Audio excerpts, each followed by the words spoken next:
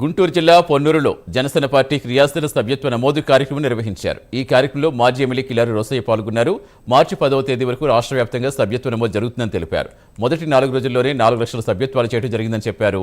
రాష్ట్రంలో అత్యధిక ప్రజాదరణ కలిగిన నాయకుల్లో పవన్ కళ్యాణ్ ప్రథమ స్థానంలో ఉన్నారని రోసయ్య తెలిపారు.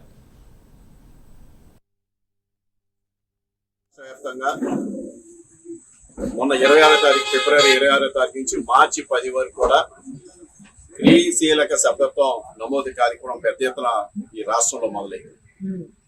25 మంది పార్లమెంట్లో పార్లమెంట్ వార్డర్స్ గా వేసి ఎన్ని కూడా పర్యవేక్షించమని పార్టీ అధ్యక్షులు రాష్ట్ర ముఖ్యమంత్రి వర్యులు ఉప ముఖ్యమంత్రి వర్యులు పవన్ కళ్యాణ్ గారు చెప్పడం జరిగింది.